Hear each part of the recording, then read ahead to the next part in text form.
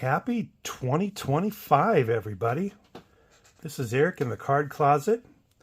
Thanks for joining me for my first episode of the new year. I'm going to kick off the year here with my top 50 cards. And I usually start out with a trivia mystery card of the day. I'm going to do that at the end of the video, since this might be a long video, working through 50 cards here. I'm going to show my top 50 cards, and my criteria is going to be probably quite different than what you're seeing most people show. Most people are showing their top 10 or top 50 most valuable cards, and that is not the route I'm going to do. I'm going to do my favorite 50 cards, and the reason they're my favorite, or proof that they're my favorite, is that they're the 50 cards that I chose to buy MagPro holders for. And so obviously cards that I already have that are slabbed are ruled out. That's where most of my value is anyways, in my slab cards. But I'm going to show some really cool cards, really fun cards. And I'm excited to kick this off. We're going to talk a little bit about MagPro Zion cases while we go here. We're going to start off this show. These are not in any particular order, I should say. I'm going to start off with LeBron James rookie card. And you're going to see right away that I did a different thing with my MagPro flips. I decided to go the route that looks like a graded card, and instead of putting the grade over on the right hand side, I am putting my Card Closet logo there, the Card Closet collection. So LeBron James, number one, first up. Second up is this beautiful Panini Crusade from 2014-15, and this year they called it Excalibur, and it was a Crusade purple insert and parallel of Kobe Bryant. Gorgeous card. I modeled my flip after the SGC flip. MagPros was able to send me some templates, and I wanted one that looked like SGC, but again, one that would just, instead of having the grade, it would have my logo. So that's why it's got the black going like that. And these MagPros are really held down tight. It's actually difficult to get them open and keep them open. And there's so much magnetic power that two of them stick together by the magnet. Next one up, one of my favorite cards, Kobe Bryant's 2012-13 Panini Crusade Purple, number to 49, and color coordinated with the jersey. I've showed this many times. In fact, most of these cards you will have seen before if you're a regular on my channel. Some of them, though, it's been a long time. 97-98 finest silver refractor of Kobe. You gotta love how crystal clear these cases are. This is numbered to 1090. They stack very nicely, as you can see. They fit into each other with the little grooves. From the same year, the bronze refractor from Finest, Kobe Bryant. Let's jump over to a football card. Topps Chrome Refractor, Ben Roethlisberger, rookie.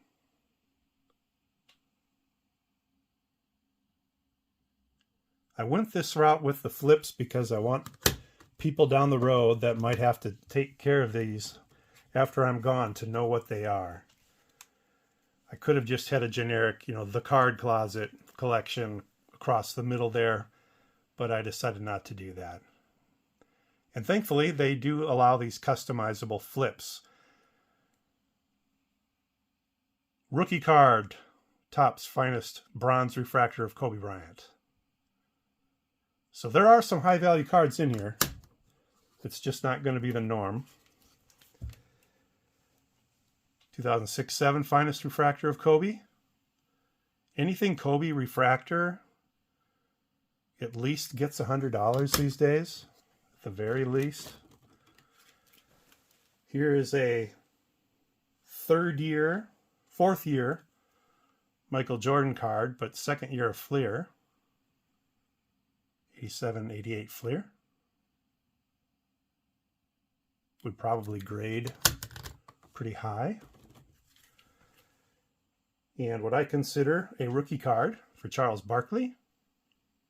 I should have looked these up just for fun to see what the last sale for an ungraded copy of these was. But Charles Barkley rookie.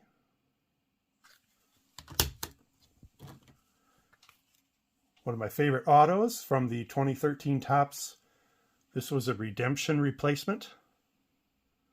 David Ortiz. Nice looking auto. Let me know in the comments what you think about these and the cards, but also I'm curious to hear what you think of how I designed these flips. So here we have a 1994 Bowman's Best Refractor of Roger Clemens.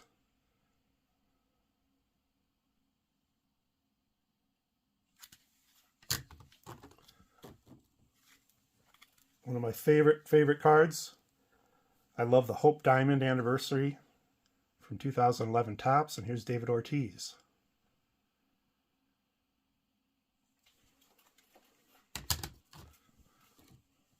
Now we're going to go into a little bit of a run here. I'm going to start off 2013-14 Panini Crusade Purple of AC Green.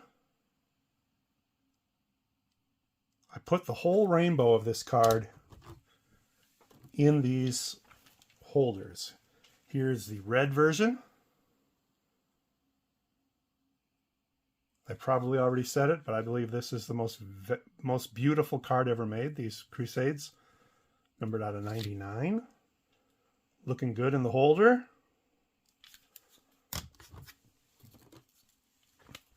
Here's the base blue. So let me know what you think of the way I designed these out to be like a graded card where it shows the year, the card number, the name, and then any parallel information about it below that. Be curious to know that. What you think of that. Not a lot of people are doing that. Here's a 93 Finest Refractor of Roger Clemens.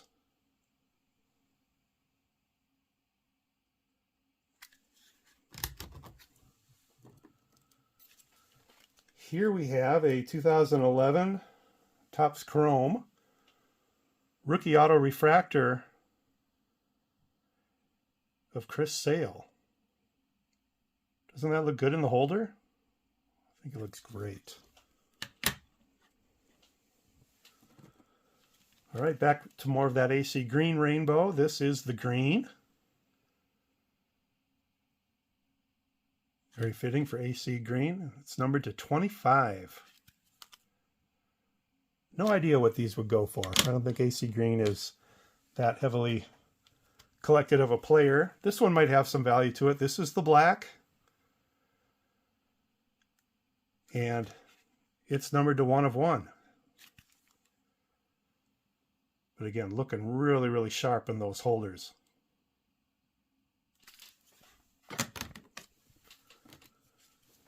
And we move on to another auto that I love. This is from 2017 Bowman's Best. Atomic Auto Refractor of Chris Sale.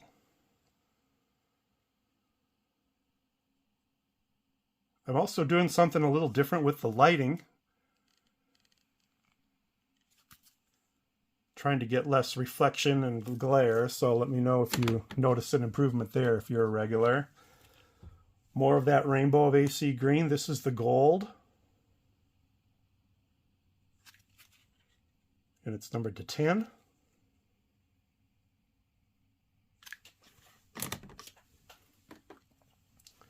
Carl Yastrzemski from that 2011 top set again. This is the Cognac Diamond Anniversary. Doesn't that look great in these holders? Love it. Very, very happy with them. Here we go. Back to football. This is a rookie card, finest refractor of Troy Polamalu.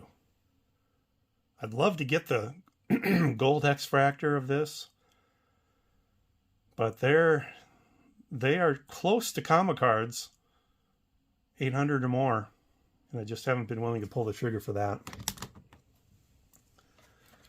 And we'll be at the halfway point after this one. My favorite card of all time, 1977, Topps Carl Yastrzemski. And when I say favorite card of all time, I mean this specific example. It was in the first pack of cards I ever bought. Should show you the back of the flip up close. It says MagPro and Zion, the Z for Zion. And the material that this flip is made out of is not paper. It's kind of it's a lot thicker than paper, and it's a little bit stretchy. Don't know what you'd call it. Doesn't rip easy. Pretty heavy duty, and it does not flop around in those cases. All right, so now let's start part 2, or the second half here. Got a 1911 Hassan cigarettes, also known as T205, of Tris Speaker. So you can see that even these oddball size cards look nice in these slabs, these holders. We showed LeBron's rookie. Let's show Kobe's rookie from 96-97 Topps.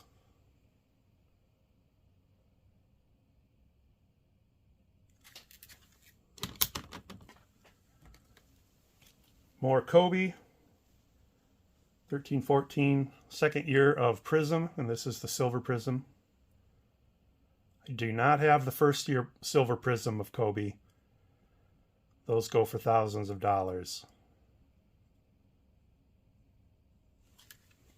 We've got 2004-05 Topps Chrome Refractor of Kobe. So to get custom labels, it was a flat $50 setup fee with MagPro. They send you, you tell them what you want, you kind of describe what you want. I did it through email. And then Kim will send you a bunch of templates that she thinks are close to what you're describing, and then you can either ask for another modification or you can just pick one. And since the SGC look was one of the standard templates, just take the number out, put the logo over here. It was pretty simple. Just, she sent me back the examples, I picked the one I liked, and we were done. So next time I buy more, I will avoid that $50 setup fee. So it's $50 in for that. Lefty Grove. Going to see a lot of Lefty Groves here. I have the full Red Sox run, the complete Red Sox run of Lefty Grove playing day cards. I want to highlight these in a showcase video sometime. I just haven't gotten around to it yet. Love Lefty Grove. And here's another one from 1934 Gaudy. And this one kind of moves around a little bit. I've heard that there's some kind of material, like a invisible sleeve you could put in here that'll add just enough thickness so that the card doesn't slide in its little slot in there, that it'll be pressed tight. I'll have to look into those too, but it's not terrible. But another Lefty Grove there.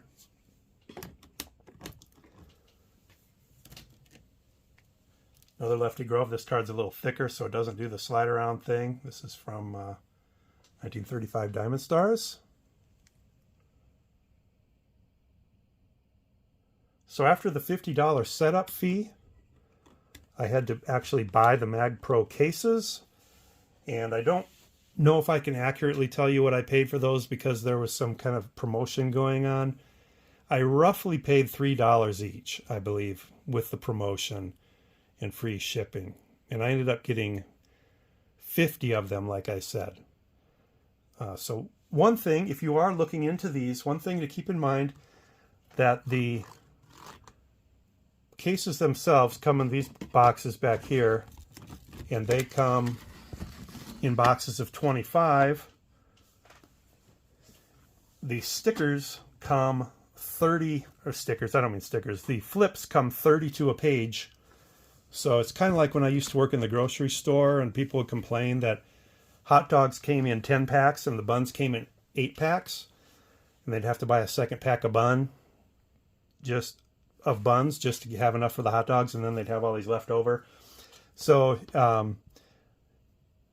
I did mention that to Kim, and what she did is she only charged me for the portion of the 60. There were 2 sheets of 30 of flips, and I only needed 50 for the 50 cases I bought. So she only charged me for the 50, and I suppose they had to throw away the other 10 on the sheet. But I thought that was fair. It's a 1941 play ball of Jimmy Fox.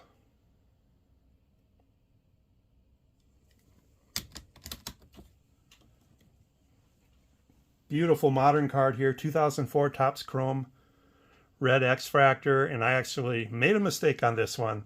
This is a 2005, and I mistakenly put 2004. I had to fill in all these labels myself, double checking spelling and everything, but as you can see, the card clearly shows 2005 there, and this one is numbered to 25. Get some of my unslabbed Ted Williams taken care of here. Here's a 51 Bowman. Very rough shape. Scuff marks at the top of the card, which from a distance just looks like more clouds. Not bad at all. And here's his blue tint from 1948. I did a Ted Williams spotlight, I don't know, a good year ago probably now, where I showed my entire playing day run of Ted Williams cards. Here's a 2004 Topps Chrome Red X-Fractor. Not of David Ortiz, though. It's Pedro Martinez. Doesn't that look sharp in the MagPro with the flip? I think it's gorgeous. Love it. All right, more Kobe. This is his 6.7 2006-2007 Topps Chrome Refractor. A lot of these cards I showed of Kobe, I showed when Adam's Card Closet and I did a Kobe Palooza live episode one night. Why, would you wonder, is Mo Berg in my top 50? This one has to do with value. And a lot of these do. I won't deny that. But Mo Berg cards go for a lot of money. This is probably, in this condition, probably a $300 to $500 card, believe it or not.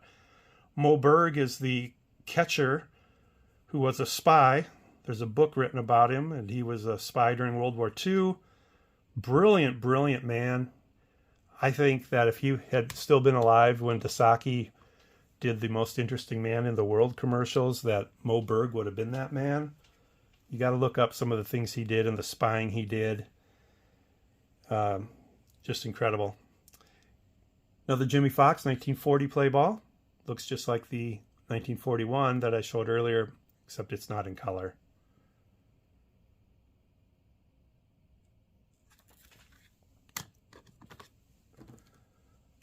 More Kobe. This is the Panini Revolution Cosmic Parallel. This one's got some value to it too. You just don't see a lot of these on the market anymore. I was fortunate enough to buy this before he passed away. I don't think I'd be able to get it now. Number 200.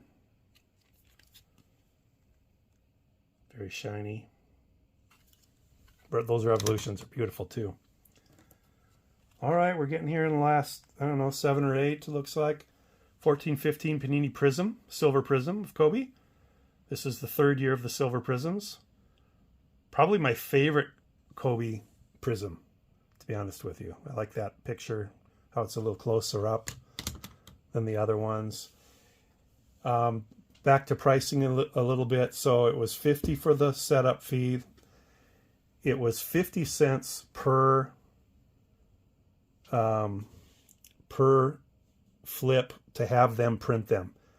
They send you the template in an Adobe formatted document that you could print out yourself if you wanted, but I had heard that the flip material that they used was far superior than anything I would print on, probably just typing paper. And so that was 50 cents each for those. And then, so if I'm all in, probably 50 for the setup, about 150 for the MagPro holders themselves, and then another $13 for the 50, or $25 for the 50 prints. So all in, probably a little over $4 per MagPro per holder. And when you consider that these run $2.50 to $3 each for just a magnetic card holder with no flip at the top and no personalization, that's not a bad deal. Got Kobe's 5.6 Topps Chrome Refractor. And I don't know if I mentioned this, but their customer service at MagPros is second to none. They move very, very quickly. You know, this is not their primary jobs, but every night I got an update where things were at and when the next step would be completed and by when, and they always met their dates. Sometimes it was 2-3 days out because they were busy at work or whatever. They're just straight up about it, but they always hit the dates. You don't mind waiting a little longer as long as you know when it'll be and they meet it.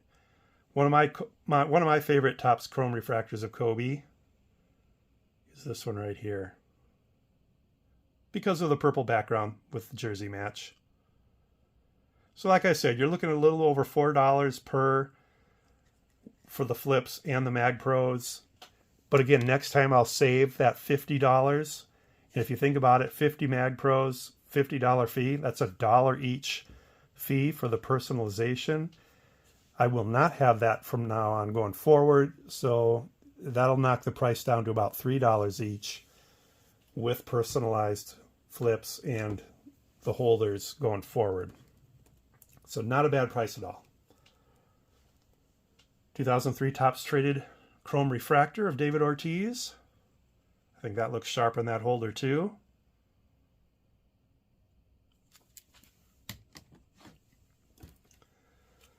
More Kobe's. 2003-4 Finest Refractor Kobe. This one has a little more value than some of the other ones I've showed. I think it might be just because of the color match and just the beauty of the card itself.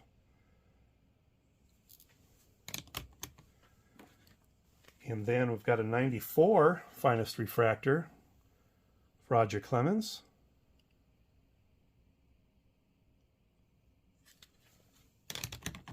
Two more. 4.5 Finest Refractor of Kobe Bryant.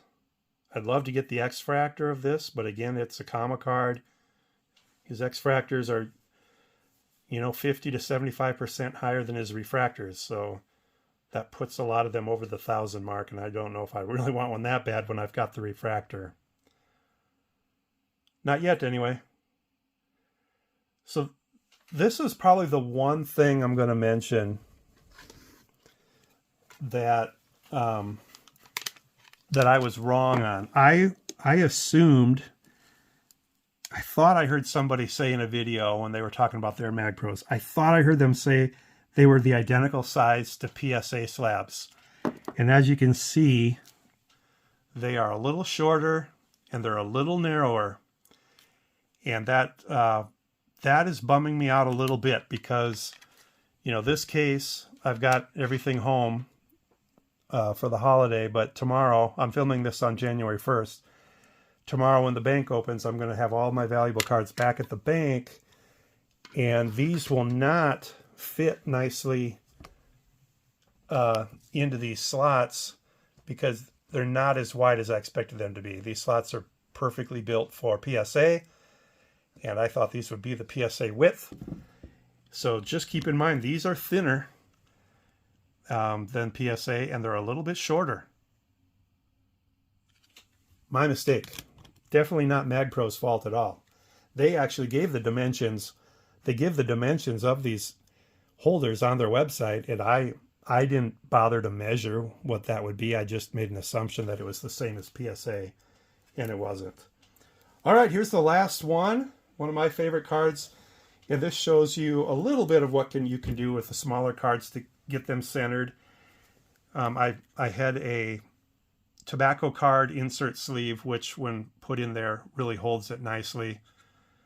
This is a Recruit Little Cigars, aka T205, T207. I got these in the wrong. You know what? That one of those other cards I showed of Tris Speaker, I called it T205. It was T207. This is a T205, and I'm calling it a T207. So I've got those two mixed up. So I'll have to flip those two around. No pun intended. But anyway, T205, a Tris Speaker. Might send this in for grading someday. But it will definitely trigger a higher charge because it is in this condition, ungraded. It's over the minimum tier value. Might be 2 or 3 tiers up. So I'll have to kind of figure out if I really want to pay that much to get it graded or not. But hey, there they are. There's my top 50. These, as you can see, they stack very well. They look gorgeous. They are super, super clear. Take a look at these through the edge. You know, you can still read the boxes of everything behind there. You can see everything through them. This is looking through them the long way. See my hand through there. Look at that. That's how clear they are. Looking through the width way. And so beautiful, beautiful acrylic that they picked there. And hey, I'm glad I got to show you those. 27 minutes. Sorry about that, folks. Hope you stuck with me through my top 50 cards. Let me know in the comments what you think of the cards. And especially, I do want to know what you think of these MagPro holders and the way I did my flips. Really curious to hear what you think there. All right. So unless you're interested in sticking around for the trivia, take care and have a great 2025. We're going to jump to the trivia now. This is episode number 485. So the trivia guy had 485 career doubles, which is 80th all time. His tops run ran from 1958 to 1977. And the 1977 card was a coach card, manager and coaches card. And he's not on it as a player, but a coach. He also then showed up in 82 Donruss, in that Donruss set as a coach. He had some weird cards along the way. 1960 tops, he was on a card called Sophomore Stalwarts with Jim O'Toole. In 1961 tops, he was on a card called Reds Heavy Artillery with Gus Bell and Frank Robinson. In 1962, he was on the National League Batting Leaders card with Wally Moon, Ken Boyer, and Roberto Clemente. 1964 tops, he was on a card called Hitting Area with Dick Sizzler, where they're pointing out where on the bat is the sweet spot to hit the ball. And after 1964, he was just on the standard cards all the way through the rest of his career. He was born in Memphis, Tennessee, was raised in Oakland, California. He had the same high school coach as Frank Robinson, Kurt Flood, and basketball player Bill Russell. His minor league coach was Jimmy Dykes. And Coach Dykes thought this guy was Hispanic, so he started communicating with him with gestures and broken English. This player then surprised him when, in perfect English, he said, "Mr. Dykes, if there is something you want me to do with my stance, please tell me." He was a 4-time All-Star, and he did that in 2 years. Both All-Star games that were played in 1959 and both that were played in 1960. He's a center fielder, won a Gold Glove in 1961. Didn't make didn't make any All-Star games after 1960, because if you think about it, he's competing with the Clementes and the Willie Mays and just lots of other great center fielders. His only postseason appearance was in the 1961 World Series against the Yankees, which his team, the Reds, lost, and he batted a lowly .091. He had an 18-year career. His first 11 were with the Reds. Then he was traded to the Cardinals, played 1 year there. Was traded to Cleveland, played 2 years there. Was traded to California, played 2 years there. And then went to Kansas City and played his last 2 years there. He died young of a stroke at age 57 in 1995. The most Hall of Fame votes he ever got was 15%. He does still show up on some of those era committees ballots every now and then. 1,300 runs, 2,700 hits, 1,100 RBIs, 256 home runs, and a .286 average. For the first 9 years of his career, he hit 200 hits every other year. Led the league in hits twice, led the league in doubles twice, led the league in triples twice. Do you know who he is? Mr. Vada Pinson. So there you go. Our mystery man of the day, Vada Pinson. All right, I'm going to cut her off there, folks. Long video. Appreciate you watching all the way through if you're here. Take care and have a good rest of your week. Bye now.